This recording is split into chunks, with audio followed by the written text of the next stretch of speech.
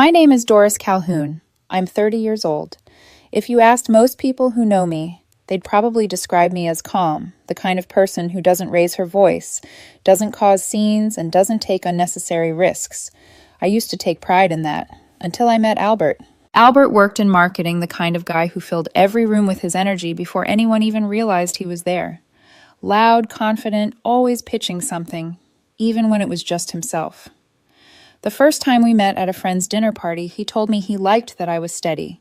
His word, not mine. I'm an engineer, stable hours, decent pay, a quiet life. I don't chase the spotlight, but I like building things that last. He said that kind of energy balanced him. For a while, I believed him. I thought we made sense, him the dreamer, me the anchor. We laughed easily back then, and when he looked at me, I felt seen. But words change meaning over time. Steady turned into predictable. Reliable started sounding like boring. It began subtly, a joke here, a tease there. Wow, you'd plan a vacation just to make sure the hotel had the exact brand of tea you like, he'd laugh. Or you'd probably faint if you ever got a tattoo. I'd laugh along at first thinking it was harmless, but jokes have a way of planting roots. Then came the comparisons. Laya's boyfriend just took her on a surprise trip to Bali. Ethan quit his job to start his own company. Can you imagine doing that? He'd say it casually, like conversation, but each time it left a bruise I couldn't quite hide. Still, I kept trying. I told myself he was just restless, that maybe my calmness felt too still for someone like him. I started cooking new recipes, buying dresses he once said he liked, trying to bring back the spark we used to have. But it was like throwing matches into water, nothing caught fire anymore. And then came the phone. He was always on it. Notifications lighting up his face at dinner, his thumbs typing fast, smiling at something or someone. When I'd ask, "Who's that?" He'd roll his eyes. "Relax, Doris. It's just a friend from the gym." He'd started working out more, staying late for group sessions, sometimes coming home smelling faintly of cologne I didn't wear. And laughter that wasn't mine. It wasn't even the suspicion that broke me, it was the way he looked at me. Like I was a responsibility he'd outgrown. One evening I made pasta and salad, the kind of simple meal he used to say reminded him of home. He sat across from me, barely looking up from his phone. The screen glowed every few seconds. "You've been glued to that thing all week," I said quietly. "Who's keeping you that entertained?" He didn't look up. You wouldn't know him. "Try me." He sighed as if I'd interrupted something important. "His name's Laya. She's from my gym. We've just been talking." "Talking about what?" "Life. Fitness. Ambition. You know, stuff people with drive talk about." I stared at him, my fork halfway to my mouth. "Right," I said slowly. "Because engineers have no ambition." He finally looked up, smirking. "That's not what I said." "No," I said, my voice calm. "But it's what you meant." He leaned back, folded his arms, and said it, so effortlessly it almost sounded rehearsed. "You know what your problem is, Doris? You're the kind of woman men date before they find the one they actually want." For a moment I thought he was joking. I waited for him to smile, to laugh, to take it back. But he didn't. His face stayed cold, distant. "You're safe. You're dependable." "Nice," he continued, as if explaining something logical. "You make men feel stable for a while and then, well, they move on. It's not your fault. It's just who you are." Something in me shifted then, not rage, not heartbreak. Something quieter, like a door clicking shut inside my chest. "So that's what I am to you," I said softly. "A warm-up act." He shrugged. "Don't make it sound tragic. You'll find someone who appreciates boring one day." He picked up his phone again. I watched him type, smiling at whoever was on the other end. Probably Laya. "Albert," I said after a moment. He didn't look up. "Yeah. I hope she's everything I'm not." He blinked, unsure if I was being sarcastic. But I wasn't. I stood up, took my keys, and said quietly, "You win. You get to meet the one you actually want." He laughed under his breath. "You're being dramatic." I didn't reply. I just walked out, no yelling, no tears, no slammed doors. Just silence. The kind that means something's truly over. That night, I didn't go home. I stayed at a friend's place, staring at the ceiling until morning. When the sun came up, I texted him one line. "Don't worry about me coming back. You got what you wanted." He never replied. But later that day, I saw a post Laya smiling at the gym, same outfit she'd worn the night before. Caption, "Some people just don't get it." Albert was in the comments, flame emojis and all. I didn't cry, not because it didn't hurt, but because somewhere deep down, I already knew this was who he'd always been. And karma was only getting started. When I left Albert, I thought I'd feel some kind of relief or at least a clean break, but the truth was quieter than that. It was emptiness, the kind that hums in the background, filling the air between coffee cups and the ticking of clocks. I still woke up at 6:30 every morning, still made my coffee the same way, still drove to the same office, parked in the same spot, typed into the same spreadsheets. But everything felt heavier, like my own apartment had become a museum of things that used to mean something. Our framed photo from Dalat, his forgotten hoodie hanging by the door, the dent in the couch where he used to sit. At night, I'd catch myself replaying that last dinner. The way he said boring like it was a diagnosis. The way I stayed calm instead of breaking down. And then I'd think maybe that was the problem all along. He mistook my calm for indifference, my steadiness for lack of passion. The first few weeks, he didn't reach out. Instead, he started performing happiness. Social media became his stage. Photos of rooftop brunches, gym check-ins, beach trips, always tagged with her name, Laya. His captions were predictable: energy attracts energy. Or, finally, with someone who gets my drive. I didn't comment. I didn't even block him. But sometimes late at night, I'd find myself scrolling through those posts. Not out of jealousy, more like curiosity. Watching the person I used to know disappear into a highlight reel that didn't even look real. Laya was exactly his type, loud, magnetic, restless. I could almost see the pattern forming again, his obsession with excitement, his fear of stillness. So I did the opposite. I went quiet. I stopped checking his page. I stopped trying to prove anything. Instead, I filled the silence with small, deliberate things. Work became my anchor. I volunteered for new projects, picked up late shifts, joined a certification course after hours. When I wasn't working, I ran. Every evening at 7 p.m., the same route 3 blocks down, 2 turns, left past the river. No music, no distractions. Just my breath, my shoes, and the sound of the city winding down. It wasn't glamorous, and it wasn't healing overnight, but it was honest. Sometimes while running, I'd catch glimpses of couples walking hand in hand and feel a small ache in my chest. Not for Albert, but for the version of myself who thought love was supposed to be dramatic to be real. There's a quiet kind of grief in realizing the person you loved never actually saw you. They just loved the reflection of who they wanted you to be. And when that reflection stopped entertaining them, they moved on. So I decided I'd stop being a reflection altogether. I deleted our photos from my phone. I rearranged my apartment, painted the kitchen walls a pale green, my favorite color that he always said was too dull. I bought a small fern and placed it by the window. I even bought a guitar, something I'd always wanted to learn, but never did, because Albert used to joke that engineers don't make good artists. Funny thing, I wasn't trying to become someone new. I was just remembering who I was before him. Months went by. Then one evening, as I was walking home from class, my phone buzzed. A message from an unfamiliar number, Claire. Claire was one of Albert's old friends. We'd met a few times. She was the kind of woman who didn't speak much, but saw everything. Her message was simple. Hey, I know it's not my place, but you were right about him. I stared at the text, unsure what she meant. A few seconds later, another came in. Albert's a nightmare. Controlling broke already cheated on Laya twice. She moved in with him, and he's got her paying half his rent. I just stood there staring at the screen. Not angry, not triumphant, just still. It wasn't shock, it was confirmation. The chaos he chased had finally turned on him. For a moment, I considered replying, saying something sharp or clever like, "That sounds like him." But instead, I just locked my phone, took a deep breath, and walked home. Because I realized something. Then closure isn't about seeing someone fail. It's about realizing their downfall doesn't change your peace. That night, I made tea, sat by the window, and watched the rain. The city lights blurred into streaks of gold and blue on the glass, and for the first time since the breakup, I didn't feel small. Albert had chosen noise. I had chosen silence, and silence was winning.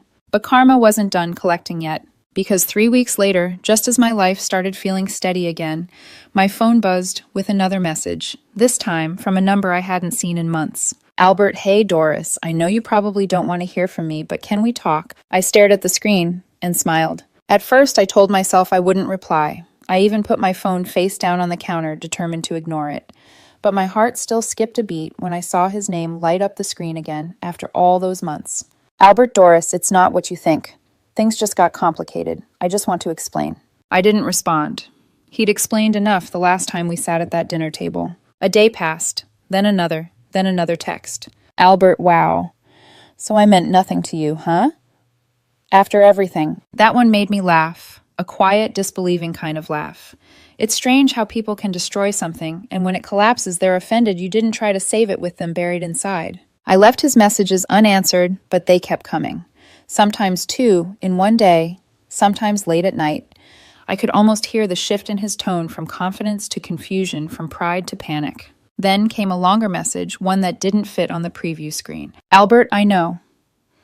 I messed up, Doris. I was confused. You were always so calm, it made me feel like you didn't care. Laya made me feel wanted, but I see now that she was just using me. I don't expect forgiveness, I just miss talking to you. For a moment, I stared at that wall of text thumb hovering over the screen. A part of me wanted to say something. Not because I missed him, I didn't, but because I wanted to understand why. Why he said those things. Why he made me feel like being steady was a flaw. But then I realized he wasn't apologizing because he understood. He was apologizing because life had stopped clapping for him. So I set my phone down and went for a run instead. The air was cool, the streets half empty, the kind of quiet that lets you hear your own thoughts. Each step felt lighter than the last. By the time I looped back to my street, the message didn't feel heavy anymore. It was just another echo from a part of my life that no longer existed. The next morning, I found another message waiting. Albert, you always said we could talk about anything. Guess that was a lie, too. It was strange how he kept shifting tones, like he was cycling through emotions, hoping one would pull me back. Then came the guilt trips, Albert. You think you're better than me now, Albert. Whatever. Laya's been trying to get me back anyway. Albert. You were just a chapter. I didn't reply to a single one. And maybe that's what drove him mad, the silence. He had always been the kind of man who needed an audience. But karma has a sense of humor, because silence was the one thing he couldn't manipulate. Then one evening, my phone rang, his name flashing across the screen. I let it ring until it stopped. Then it rang again. By the fourth call, I turned my phone off. When I turned it back on the next morning, there were 6 missed calls and a string of new messages. The last one caught my eye. Albert, you think ignoring me makes you strong. You'll regret this, Doris. You'll realize not everyone's going to wait for you forever. The irony made me exhale a half laugh, half sigh. He really didn't understand that I wasn't waiting anymore. That evening, I got home from work later than usual. The hallway outside my apartment was quiet, the kind of stillness that feels thick in the air. As I approached my door, something felt off. Then I saw him, Albert, leaning against the stair rail, arms folded, face pale, eyes tired. Wow, he said when he saw me. You really weren't going to answer, were you? I froze, keeping my tone calm. No, I wasn't. He gave a bitter little laugh. You're really going to act like you're too good for me now. I'm not acting, I said simply. That hit a nerve. His jaw tightened. So that's it. You're just done. You're not even curious what happened. I already know what happened. I set my bag down. You left for someone better. Turns out she wasn't. End of story. He scoffed. That's not fair. You don't even understand what she did. I don't care what she did, Albert. My voice stayed even, almost gentle. I stopped being part of your story the moment you told me I was the woman men date before they find the one they want. His expression flickered. The memory hit him. That night, that smirk, those words. I didn't mean it like that, he said quickly. Yeah, I said, you did. He took a step closer, desperation creeping into his voice. Can we at least talk coffee or something? We don't have to make it weird. No, Albert. Coffee won't change anything. He exhaled sharply, shaking his head. Then, like the man I remembered, he said it the line that showed me exactly who he still was. You'll regret this, Doris. You think I need you. I'm just trying to be nice. I smiled faintly. You've never done anything nice that didn't serve you first. He froze, caught off guard. Then scoffed. You're not even worth arguing with. Then don't, I said quietly. I unlocked my door, stepped inside, and closed it behind me. I stood there for a moment, hand still on the knob, listening to the muffled sound of his footsteps fading down the hall. When the silence returned, I let out a long, steady breath. That was the last time I saw him in person. Or so I thought. 6 months passed. Half a year of peace, quiet, simple, healing peace. By then, my life looked completely different.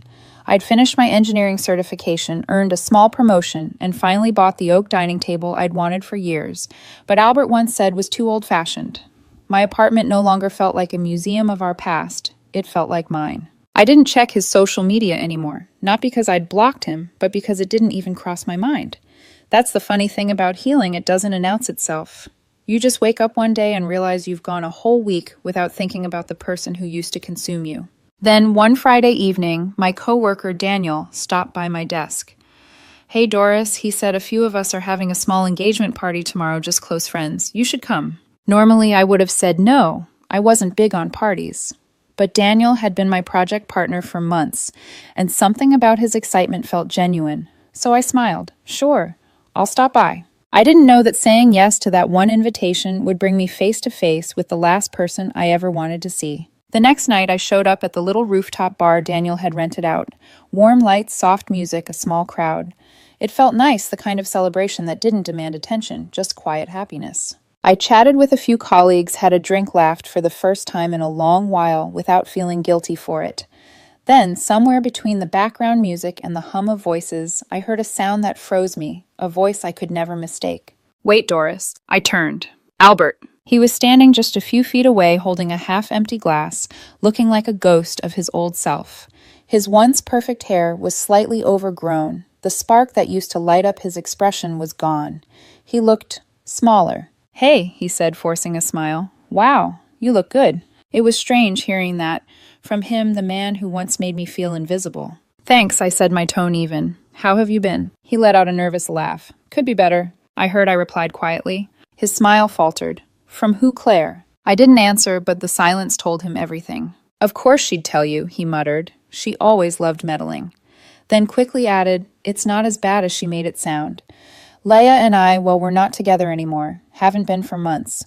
She turned out to be complicated." I raised an eyebrow. "Complicated." He sighed dramatically, as if the universe had wronged him. "Yeah. Controlling. Always picking fights. I tried to make it work, but she cheated on you," I finished. He blinked, taken aback. "How did you—" "Pattern recognition," I said. He let out a low laugh, like he couldn't decide if I was being sarcastic or serious. "You always did know me too well." I smiled faintly. "Not really. I just learned to stop misunderstanding red flags for personality." He flinched. For a second, the old smugness cracked, and I saw something raw underneath regret, maybe. "You know," he said softly, "seeing you here feels strange. Full circle, almost. Like maybe we could start over. Not romantically or anything, just I miss talking to you. You were easy to be around." There it was, the nostalgia tactic, the rewriting of history. I took a slow sip of my drink and set it down. "You don't miss me, Albert. You miss the version of me that tolerated disrespect. That version doesn't exist anymore." He swallowed, words catching in his throat. "Wow, so you're just cold now." "No," I said quietly. "I just stopped explaining why I deserve better." He blinked, trying to find his footing. "You think you're better than me now?" "I don't think about you at all." The silence between us stretched long, heavy final. Music played softly in the background, but it felt distant, like the world had muted itself just to let that truth land. His lips parted slightly, then closed again. "You really changed."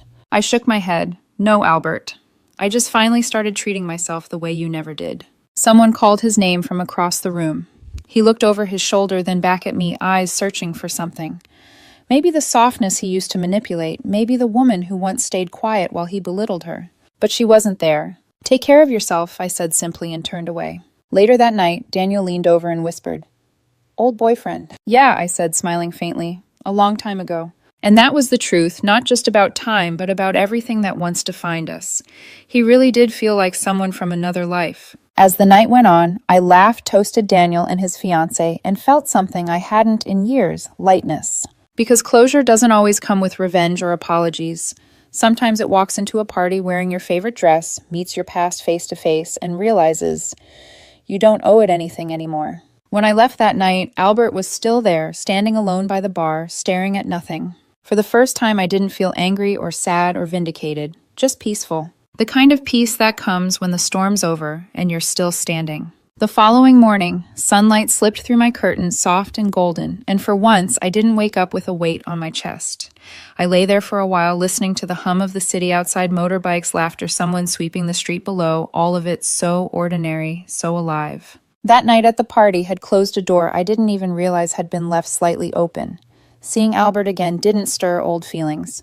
It only confirmed what I already knew: I'd healed quietly and completely. Over coffee, I replayed pieces of our conversation in my head, not to dwell on them, but to marvel at how different I felt now. He'd look so unsure, so small, compared to the confident, fast-talking man who once dictated how I should live. And I'd been calm. Not performative calm, real calm.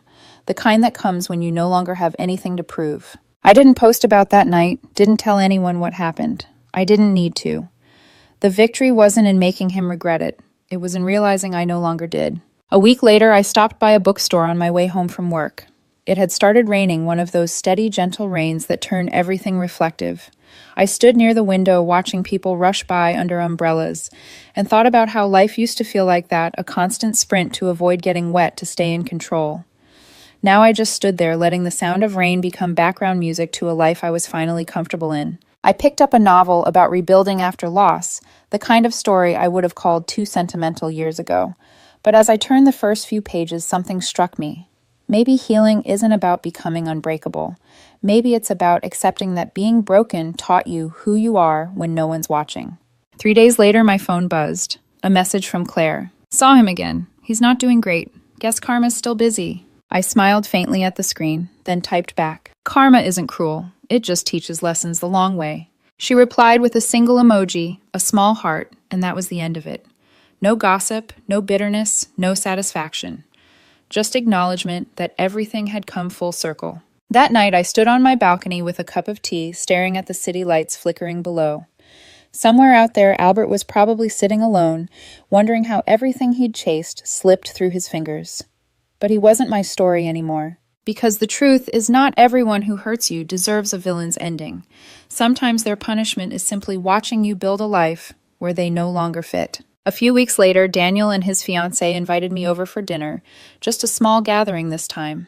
When I arrived, the same rooftop glowed with soft lights, the same laughter filled the air. It should have felt like déjà vu, but it didn't. I felt like a completely different person standing in the same place. During dinner, someone mentioned heartbreak, and Daniel laughed. You know, Doris gives the best advice about that stuff. I smiled. Only because I've graduated from the school of mistakes. Everyone chuckled, and for a moment I caught my reflection in the window, calm eyes, easy smile. It wasn't the reflection of a woman who'd been betrayed. It was the reflection of a woman who'd reclaimed her story. Later that night, as I was leaving, I saw Albert again, just for a second. He was standing outside the building a few meters away smoking. He didn't see me right away, but when he did, he froze the cigarette halfway to his lips. Our eyes met briefly, no hostility, no tension, just quiet recognition. He gave a faint nod. I returned it. No words, no closure talk, just two people who had finally reached the end of the same chapter, reading different books now. I walked past him and out into the night, the city air cool against my skin. As I crossed the street, I thought about something he once said, that I was the woman men date before they find the one they really want. For a long time, that line haunted me. But standing there beneath the streetlights, I realized he was right, just not in the way he meant.